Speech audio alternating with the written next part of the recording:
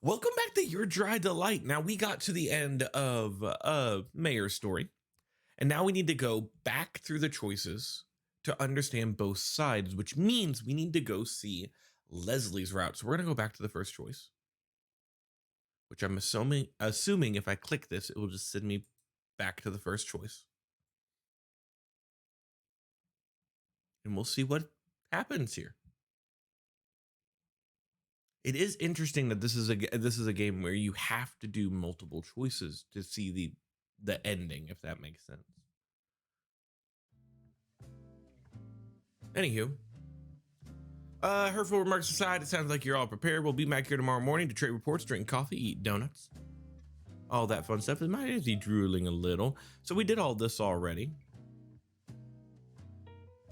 We're gonna go ahead and fast forward through this.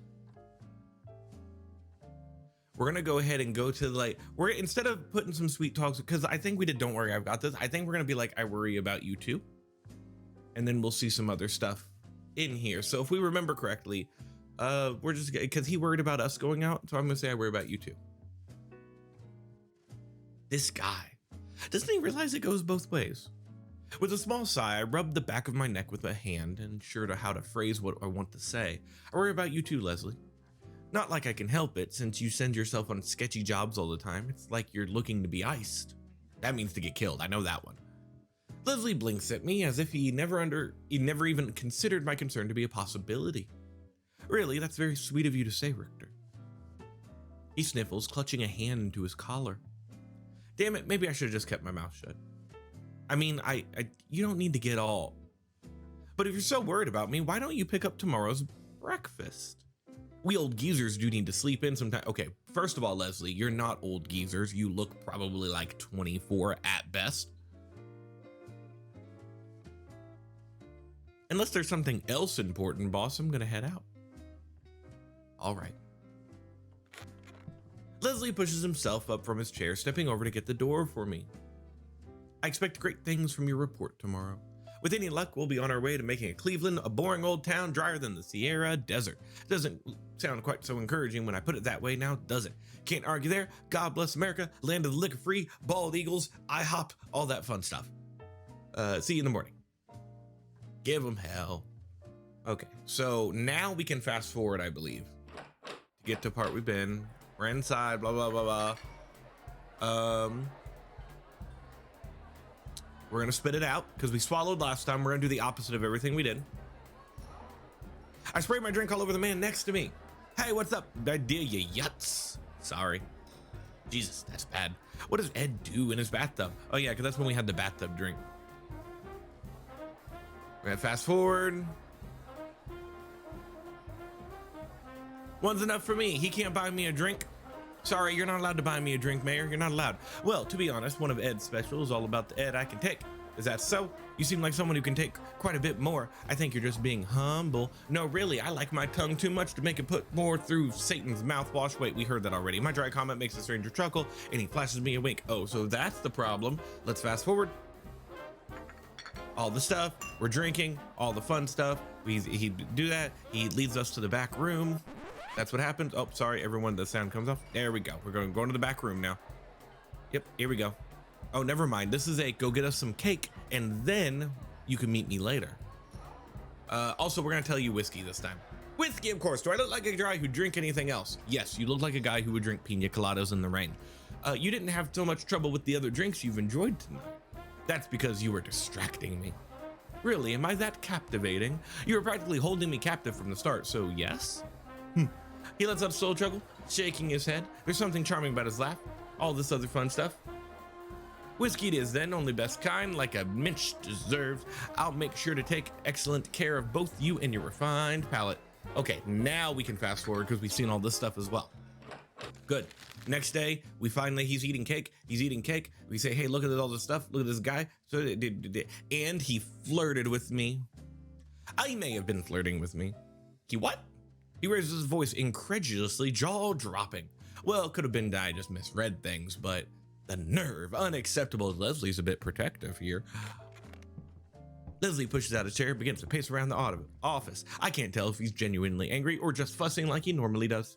How dare he flirting with my junior partner? Really, that's the issue you have with it? Poor, small, defenseless little Richter at the mercy of some cruel gangster. If only I'd been there. I'm bigger than you, boss. This mayor had better watch out, mark my boss. He freezes when I call him out in frustration. Well, when he gives me that innocent did I do something wrong expression, I can't really stay annoyed, can I? Would you just please sit down so I can finish my report?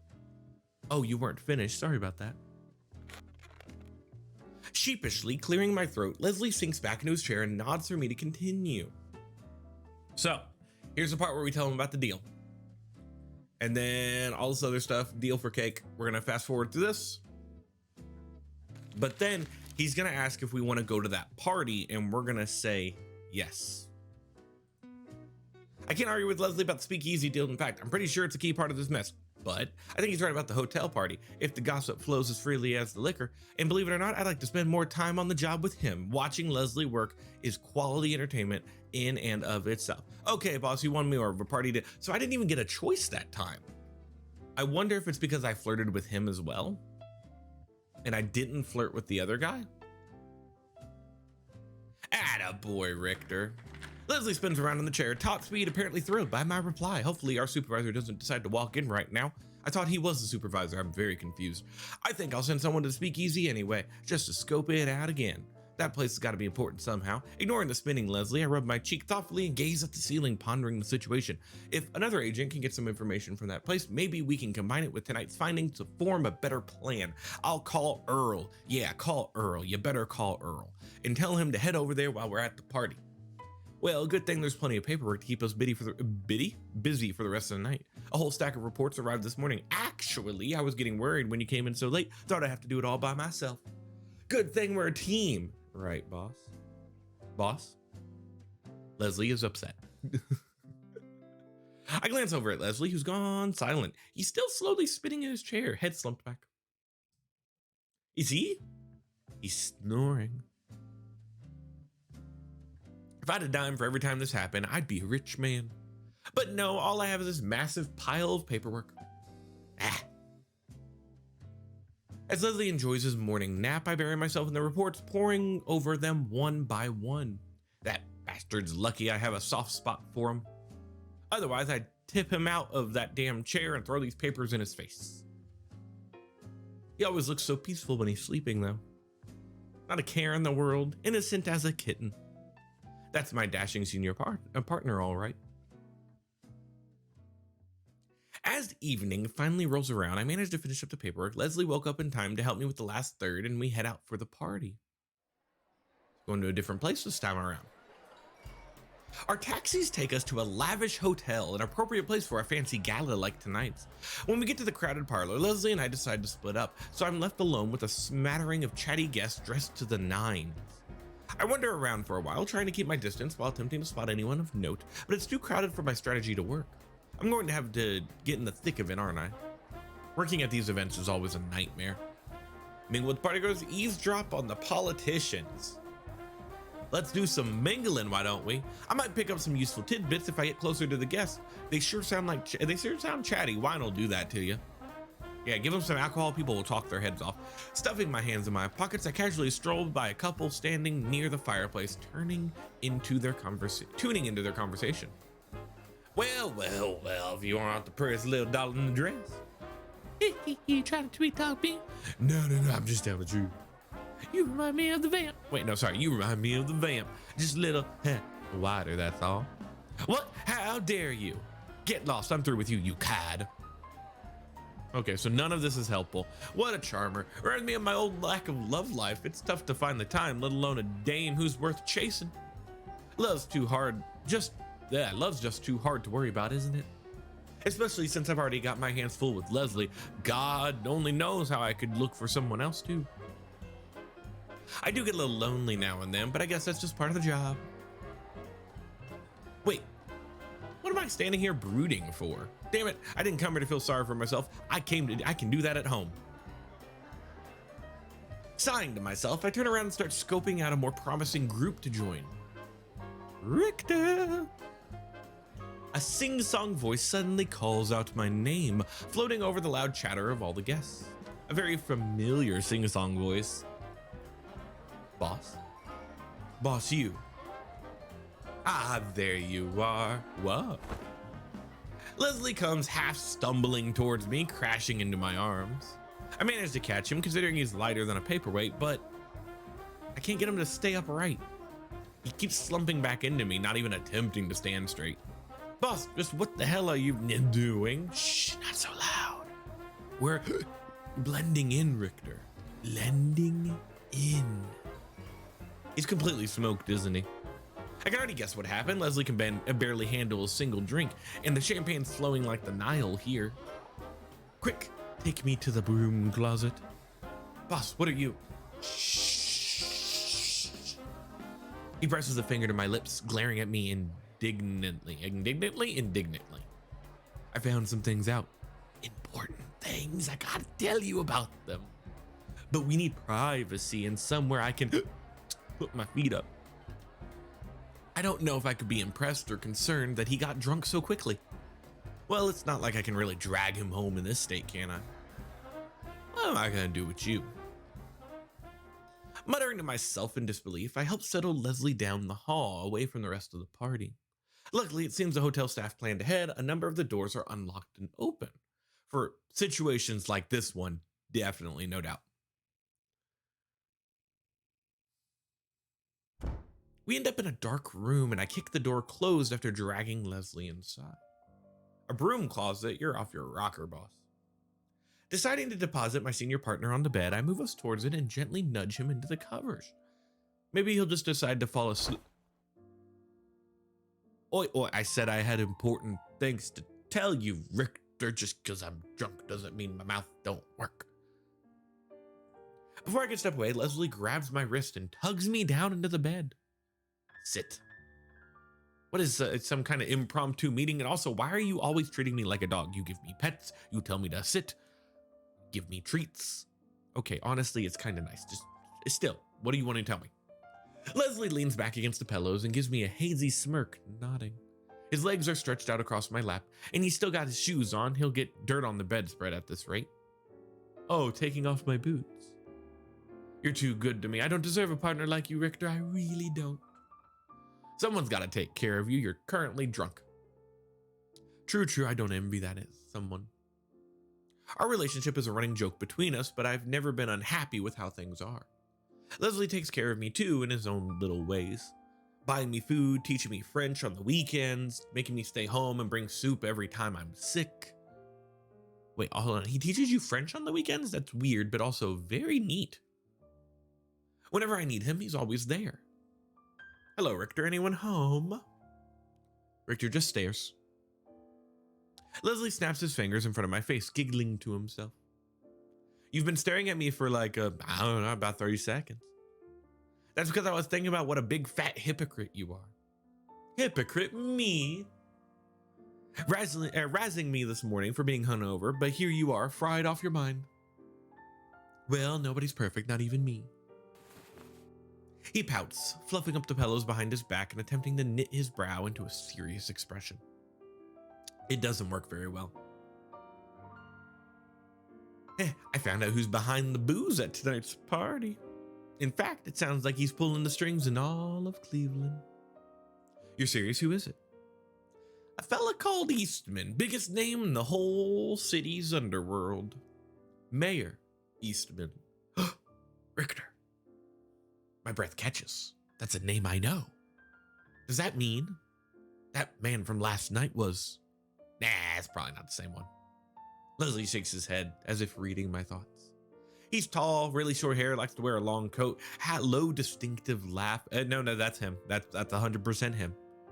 Does he also have a back room? Another timeline told me that there's a back room that he likes to like sweet talk people. I'm just saying. We stare at each other for several seconds, unsure what to make of this revelation. I can't believe I was actually drinking with a mob boss last night, let alone one who propositioned me for cake. Not that kind of cake. But what surprises me most is he wasn't a bad guy. How's that? Well, he tried to eye fuck me, and then he tried to real fuck. Okay. Leslie blinks when I unconsciously mutter my thoughts out loud. Mayor. He wasn't rude or intimidating, and he sure as hell didn't try to throw his weight around like you'd think. I guess I'm just thrown off by how normal he seemed, like a regular Joe, not someone in the mafia. Yeah, it's because they have to have that air around them so people won't think they're in the mafia. That's part of being in the mafia. Rather than poking fun at me, Leslie gently nods, exhaling a quiet sigh. Apparently, he's pretty well liked around here. Doesn't usually resort to violence either. They say he's got a golden tongue and he always manages to work out a deal to make everyone happy. I don't know how much of it's true, but if it is, then the recent fights around Little Italy make more sense. You mean those crazy reports we've gotten recently? The very same. The Italian gangs are probably trying to regain the turf state lost. He's right. Half of the reports I got today were all about action on the east side of town. Mayor's men just must really be putting pressure on them. Just how much of a foothold does he have in Cleveland? Leslie rolls over on the bed, a glum shadow settling on his normally bright features. I expected him to be cheery about this new lead, not so grim. What's gotten into him? Is he a sad drunk? I bet he's a sad drunk. You know Richter. Sometimes I don't know if we're doing the right thing. His voice drops to a soft, hesitant murmur, the first time I've heard him so unsure of himself. Boss. You know, helping enforce prohibition. My shock must be obvious because Leslie lets out a wry laugh. I bet that has to sound rich coming from a drunk sap like me. You probably think I'm nuts, but to tell you the truth, I've never been certain of it all. It is really the government's job to tell Is it really the government's job to tell folks what they can and can't drink? Will a dry America really be a better place to live? Seeing folks enjoying themselves and relaxing like tonight makes me think liquor is not just for fun, it's part of our culture, our customs. It's not about getting drunk, it's about the freedom to drink. Just like anything else, freedoms were fought for since the colonists came over in their big stupid boats. He glances away with a self-deprecating, wistful smile. Now that I think about it, he's a lot less enthusiastic about this job than our previous work. I guess I now know why. Did I ever tell you how much I wanted to be an FBI agent, Richter? Once, I think. Mom and Dad, they always told me to keep at it. I think they believed in me more than I did. They didn't know why I wanted to hunt the bad guys so badly. The bad guys. He nods solemnly, eyes clouded over with memory. My parents were saints, but some of my friends, they weren't so lucky. A few had mothers or fathers who'd taken to the bottle, and well, the ones who didn't have marks on their bodies had them in their minds. It crushed me seeing it happen to people I cared for, being so powerless to stop it. That's why when the Volstead Act rolled out, I was all for it. Surely, it stopped the same thing from happening to other kids. Leslie slowly trails off. Our gazes meet for a long, somber moment. But I guess I'm starting to grow up now. I know people always find another thing to abuse, and sometimes like liquor, something so core to society, you can't ever really get rid of it. So should we be the ones to help take it away from the people who drink for fun, over dinner, to celebrate because they damn well please? The soldiers who lost arms and legs fighting in the war, but come to hear that they can't even enjoy a shot of bourbon. I just don't know. He lets out another sigh, this one deep and troubled. His eyes shut tight, almost like he's trying to fall asleep again. You're not crazy, boss. Leslie stares at me like I just sprouted wings.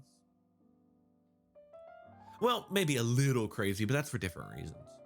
About what you said, though, the more I think about it, it's hard for me to argue. I hesitate for a moment. Normally, I don't open up much to people, but tonight's proving to be a strange night. And in front of Leslie, I don't feel like I have to hold anything back. My pa, he drank. I guess it's all he had since my ma died having me. Probably why he took off when I was a kid, left me with my grandparents. Richter. Leslie's fingers reach out to brush my sleeve, lightly squeezing the fabric. Don't feel sorry for me. They were good folks, traditional views aside. Grandpa, he was always muttering about how the law is what makes man better than beast. Every single time he read the police reports, he'd say that without fail. The law is the highest order to uphold on the earth. Grandpa thought, aside from the Bible, that is. So little Richter got that drilled into his head now, didn't he? I nod, smirking faintly. No crime headlines to read in heaven, Grandpa. You must be pretty bored up there.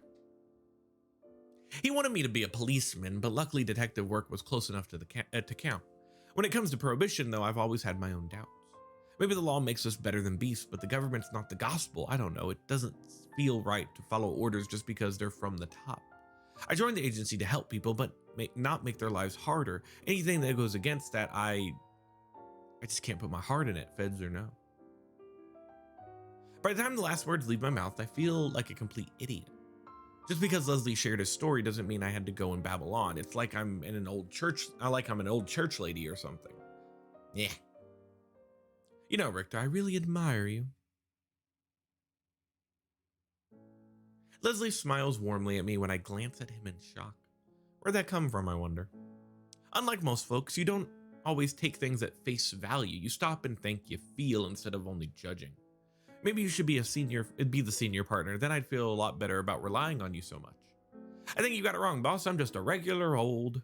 Nah, there's nothing regular about you, not to me anyway. Nah, you're a special breed of fantastic. Breed? Why, all the dog references. He doesn't normally give me these genuine compliments. How the hell am I supposed to respond to that? I admire you too, boss. What I mean is oh? Please do tell me more. Well, now I've gone and done it.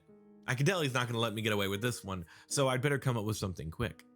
I guess I'd really admire how adorable you are. We're going to put the moves on him too. Let's do that. How adorable you can be sometimes. Sleeping, spinning in a chair, stuffing your face with cake. Christ. Did those words actually come out of my mouth? I haven't had a single drink tonight, so there's no excuse, none at all. God rest my soul. So you finally noticed. It's about time I was preparing drastic measures to get your attention. Drastic measures? They're not important now, though, since apparently I've won you over after all. He cackles, obviously pleased with himself. And this is why I shouldn't give compliments. Richter. Leslie's tone suddenly turned serious again.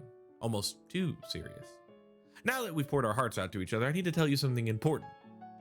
It's that he's gay. What's that? Well, I'm not gonna just bellow it out. It's a secret. Lean down. He impatiently beckons me closer. Curious, I scoot towards the head of the bed, leaning in to listen. I'm not sure what it could possibly be, so a hand grabs the back of my hair and pulls me down. The next thing I know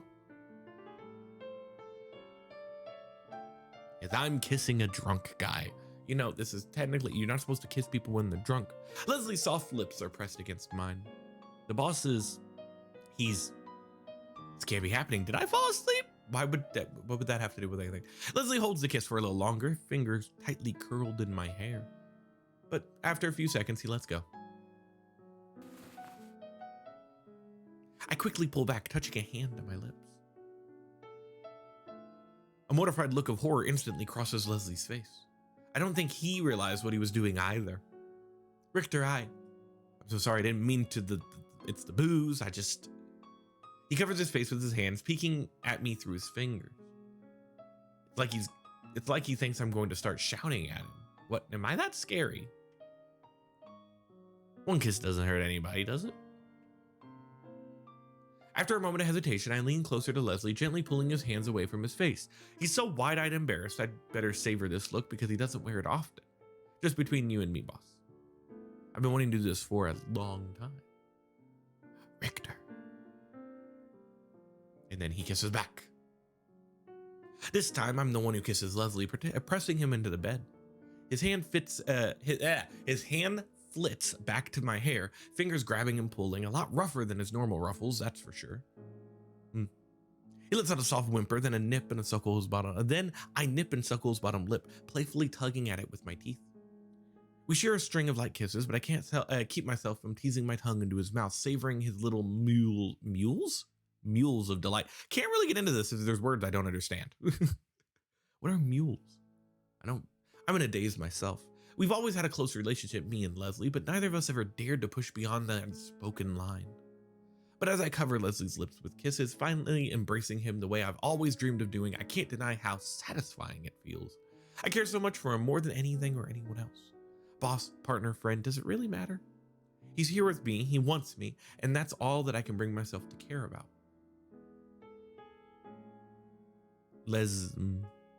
Our lips press together, harder, forcing me to steal breaths in between Leslie's needy kisses. He's getting really into it. Is that his thigh rubbing between my legs? I swear, he's so fairly adorable that I can't help myself. I didn't know he was drunk. If I didn't know he was drunk, I don't think I'd be able to keep my hands off of him. Ah. Finally, I draw back just enough to suck in some much needed air. Leslie nuzzles against my ear, murmuring softly against it. I hope I won't forget this in the morning, but if I do, you have permission to remind me. Ah, yeah, sure. The full extent of what we did suddenly hits me like a frying pan in the face. Just Peach from Super Smash Brothers. I pull away more, jerking upright and letting out a cough, turning my head awkwardly to one side. Work's sure gonna be interesting tomorrow, eh? How the hell can we resume our normal business after this? I sure hope I don't make the dumbest mistake of my life. Maybe we should leave the hotel and head home? It's getting pretty late, don't you think, boss? I steal a glance back over at Leslie, unsure how he'll respond. His chair slowly rises and falls, and quiet breaths flutter out from his parted lips. He's asleep. You'd think I would have seen that one coming. With a sigh, I slide off onto the floor, leaning my back against the side of the bed. I guess I'll keep vigil and mull things over until Leslie wakes up. Thanks to his insistent touching, I can't exactly fall asleep right now. Well, whatever happens after tonight, I can't say I have any regrets. You're really something, boss, that's for sure. And I like you just the way you are. Hypocrisy, narcolepsy, and all. I wouldn't have it any other way. So it's now the next morning. I think this is a good enough time to pause here. In the next episode, I think we finish this, or we at least finish Leslie's side. We'll find out in a second. See you next time. Don't forget to like this video. If you like this video, it makes me feel really good about myself. Goodbye, everybody.